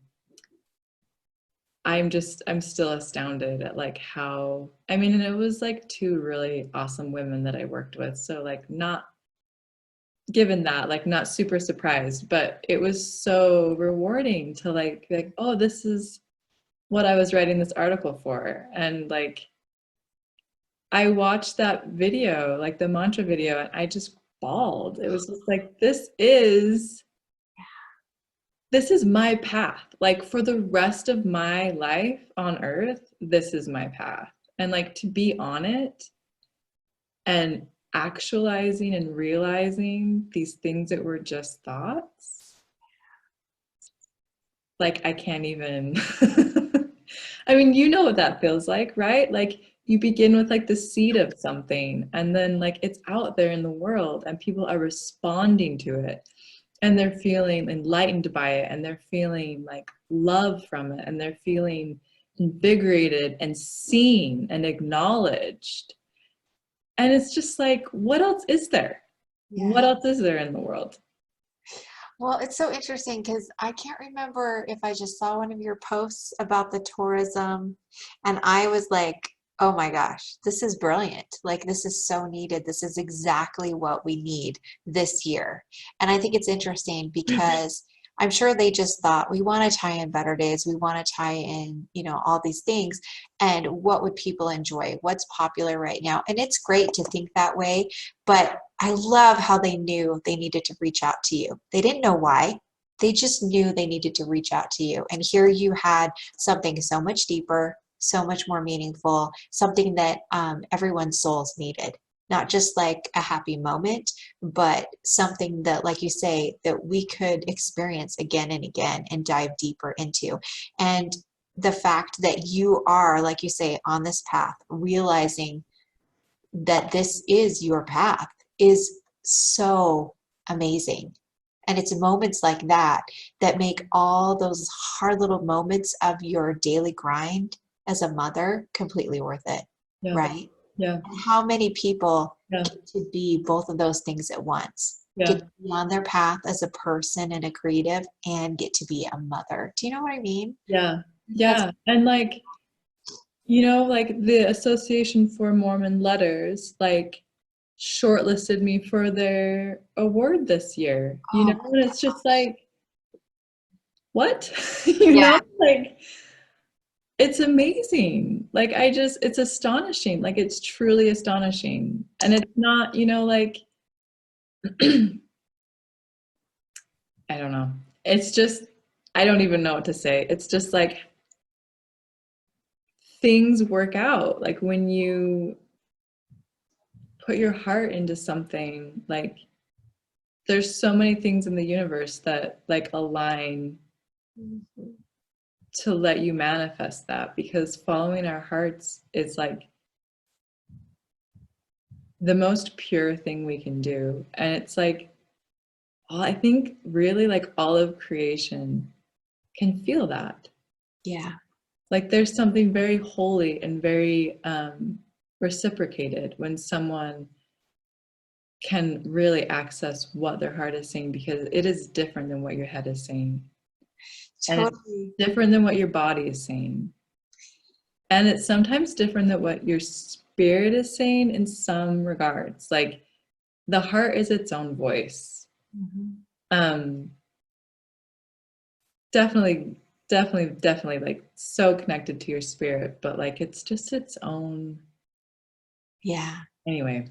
No, I agree because I feel like culturally we're brought to think certain ways spiritually, right? And Mhm. so I think a lot of times we attribute those spiritual feelings, um, well, we attribute them to spiritual feelings, but really what it is this cultural understanding or tutorage that has gone on as we've grown.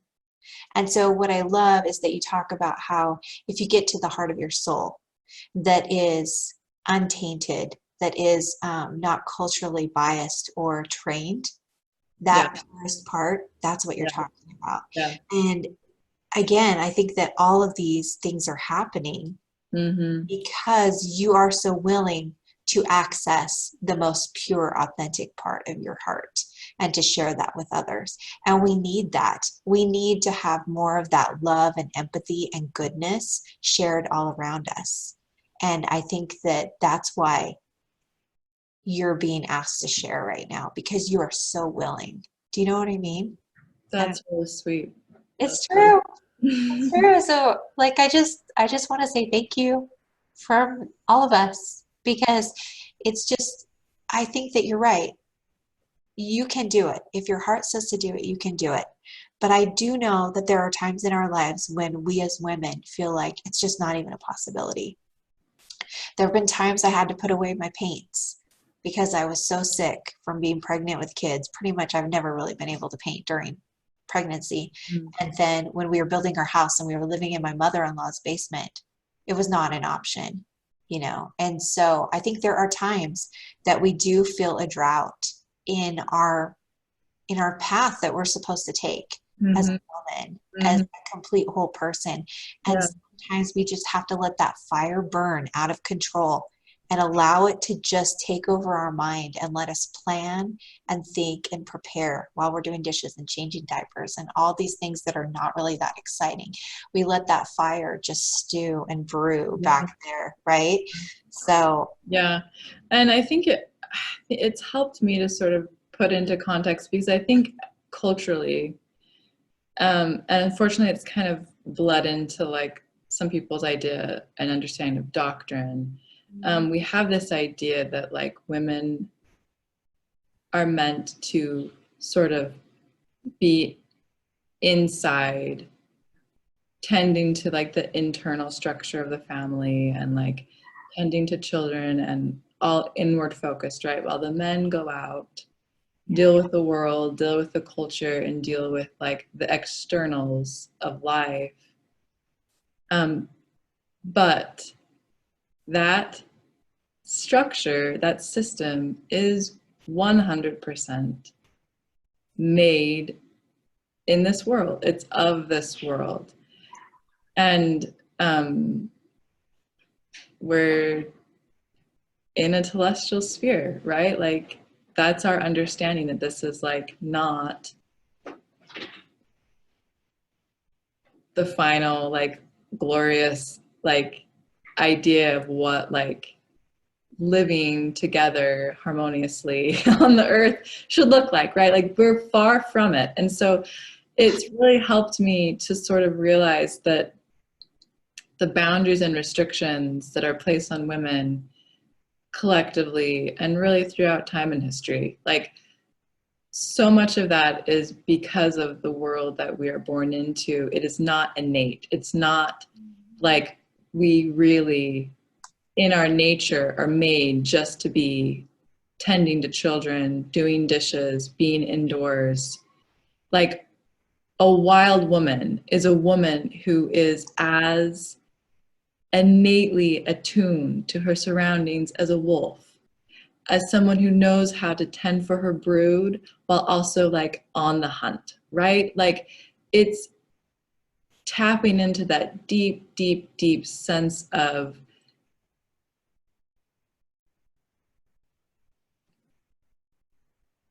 knowing that is just so innately feminine and something that men will never have just because we're different, right? And so there's all these sorts of constructs that we try to navigate through as women and try to assess like, well, what is real, what's not real, like what's from the culture, what's not from the culture. And part of this deep like intuition that we have to cultivate helps us navigate that, like helps us be able to say, well, no, actually, when Prophet so-and-so said women belong in the home, he was actually speaking with good intentions, but speaking from this sort of cultural understanding and this sort of worldview and this sort of mindset. And actually what the spirit is telling me, what my heart is telling me, what my intuition is telling me is very different, and that's okay. And I know how to like be at harmony with that and to navigate it. Like in an ideal world, there would be no out there, right? Like there would be always community, men and women together, children, young and old, working together, hand in hand, creating something beautiful that sustained them, sustained communities, sustained the larger framework of our existence. Not these, like this weird separation of like men there, women here. And like fundamentally, I believe at the root of our cultural issues and problems and wars and everything is the division of men and women. yeah. That women have been silenced. And then like literally just told that a man's voice is all that they need, right? Like women don't realize sometimes that they're speaking from the same paradigm of like someone has to be on top. You know what I mean? Yeah, but they Anyway, don't understand any other language because the language that they have learned from a young child has been that masculine language. And Yeah. so it is a foreign language to them, even Yeah. our language, right? And And that, it's scary to go up against like the powers that be because like they literally control everything, right? Like it's terrifying to sort of have to even try. Um, but I think what the spirit and what our hearts call us to do, like if we're willing and if we're brave and if we're listening, is to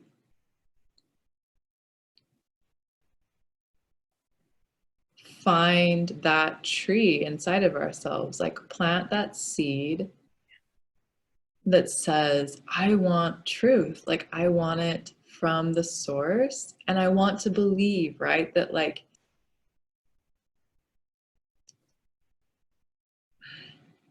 I just have a way different, like more expanded like idea of what truth is than I did like growing up, right? But like truth that can come from anywhere, from anyone, from any culture, from any religion, from any spiritual background, from a plant, from a tree, from the moon, from, you know, like anywhere, that it can all live inside me and it all comes together, and that it is what the best of my heart and my spirit wants and is seeking.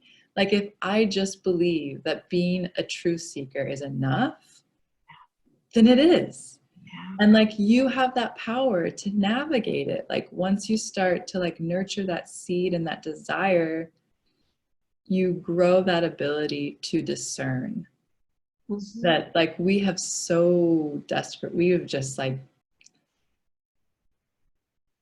culturally, like as Americans and then culturally as LDS people, we just, so many of us are just like, you deal with it, whatever you say, prophet, or whatever you say, so and so. Like I'm not gonna like think critically about this, and I'm yes, not gonna sit with discomfort or something that like feels really hard to figure out. Like I just, and but that's like, that's what stepping into the next phase of life is. It's exactly. like transcending that boundary and saying, this is just between me and God, ultimately.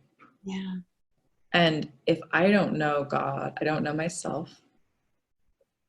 And I will never like progress beyond like what I've just been handed. told to do or to think. And I just don't think a life like that is really worth living anymore. Like I could never go back is what I'm trying to say. Like I could never go back to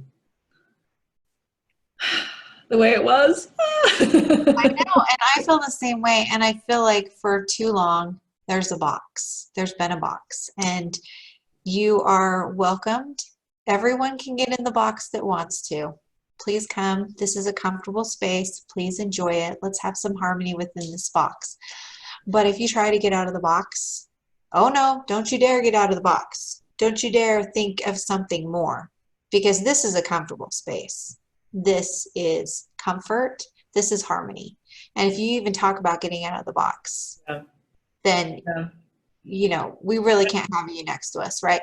So it's just so hard because I agree. I think there's truth in all things. It's interesting because um, so before I went to Italy on study abroad, I actually received my endowments really like maybe 3 or 4 months before I went, and it was the perfect time for me.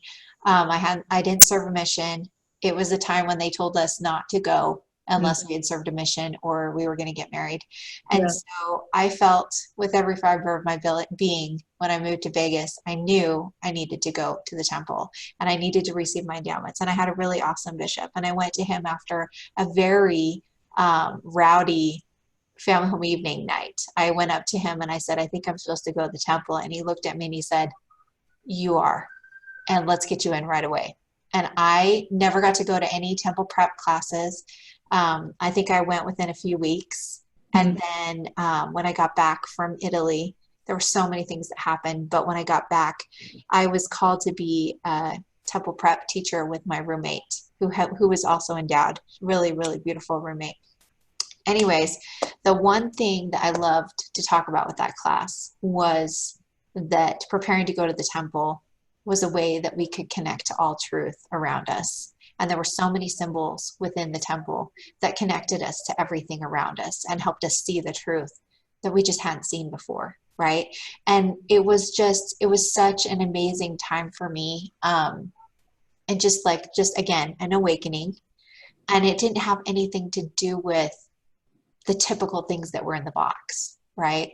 And I think that, again, it's very frustrating that once you get out of the box and you see a little bit more, it's hard because you can't get back in the box, Kathryn. You can't. I know. I think about those seeds. I think about the seeds that you talked about, planting the seed and then finding that discernment. And I think about that with weeds. You know, we just have been planting seeds out in our greenhouse. And it's so funny because we're so excited because we can tell which ones are the plants that we've planted. But there are so many weeds in those boxes, like so many. And so it's this constant seeking throughout all the options, right? There's so much truth. But we do have to weed it out. And we have to weed it out of the box. We have to weed it out of cultures that have been around for a long time. They're everywhere. And it's just this constant struggle. And you're right. If we just take face value what people are saying to us, we won't grow in the way that we're meant to grow. And so, yes, I'm not going to say that the people that are in the box, that it's a bad place. I'm happy for them that they're happy. But like you, I will not be happy in the box. And I will not be happy if I'm not weeding and discerning and trying to figure out how to grow into that complete whole person that I'm meant to be, you know? And so it's hard. It's hard because sometimes people don't understand, and that's okay. It's totally okay. And if they ever want to come and talk about it with us and get out of that box, we'll be the first person to give them a hand. But we're not going to judge them. You know what I mean? Like, it's hard. It's hard. It's a hard thing. And there's still so much that needs to happen. And going back to your whole travel thing, I think about how perfect timing it was. Obviously, we've needed it. It coincides beautifully with better days. But then look at everything that's happening. We're all, again, looking at the things that really matter. We're taking our time, like, to go outside and to spend time with nature. And that's basically been the directive, like, go and be with small groups out in nature. Yeah. Get back to those roots, right? It's not a coincidence. Yeah. It's not. And I'm just like, I don't know, I'm so grateful that you were able to be a part of that because, you know, it's totally needed. Okay, so this has been such a treat. And yeah, I could talk to you for hours. This is good stuff. So what other events and things do you want us to know about that are coming up for you? Oh, yeah. And let me make sure I know the date here. I will be on a panel at Sunstone in August, the Sunstone Conference, and it is here in Utah. Trying to find. Oh, geez, I have too many emails in my inbox. Oh, you're fine. It's like impossible. Anyway, you can look it up online. Just Yeah, I'll link to it. I'll totally look it up. Panel environmental issues, but the theme this year is grief and gratitude. Ooh. In the gospel, and so I think it will be a really beautiful time to speak about lots of the grief and gratitude that we have surrounding the natural world and our understanding of it as LDS people. So, and I think too, this is again, timely is the word that I think of. I think about timely grief and gratitude. I also think about how difficult it is. Not everyone comes to empathy in a natural way. It's not something that people necessarily seek out, but going through the things that we as humanity are going through right now, it is an excellent opportunity to grieve together, to find gratitude together. And I just, yeah, that's pretty awesome that that was there. It doesn't surprise me, but I just, again, timeliness of all of those things. And for Yeah. us to be able to really tap into the empathy that we need to, it's horrible to be, it's not always great to be made to be empathetic, to have to be forced into it. But again, I look at this whole thing as an opportunity and an invitation, and we can become more empathetic towards each other going through this together. And so I think that that's going to be amazing. I'm so excited. I'll totally link to that in the show notes. Um, you're amazing, Kathryn. Thank you so much. Thank you. I I'm love talking to you so much. this was wonderful. I giggle because Carl always teases me that when I get nervous and I get scared that I can't say the right word, I talk too fast. I learned a lot from having you on the podcast because you are so comfortable at just waiting until you get the right words. And I'm like, oh, I'm learning so much. Oh, I'm glad you think that because I feel like I'm like, oh, that was a long pause. Oh no, I love it. I love it. And I think it's so great. It's ironic that I have a podcast because You're awesome. You're awesome. I'm not good with words. But at the same time, again, it's like I had that fire for so long and it was like, I'm just gonna do it anyways. Oh, So totally. I it's love it. it's so fun to be able to be with people that you can learn so much from and kind of like just again, I just really appreciate your goodness, your honesty, your willingness to share all these things with us and just to teach me little things that you don't even know you're teaching me. So really beautiful. Well, thank you so much. That again, this has been a total treat. So again, go out and find the tree at the center. I will make sure and link to the book. It is BCC Press, who I am falling more and more in love with as the days go by because I just keep getting connected to beautiful women that are using them. And yeah, that's awesome. So yeah, thank you again. Thank And you so much. yeah, so from Kathryn and I, sending so much love from the Candy Colored Studio.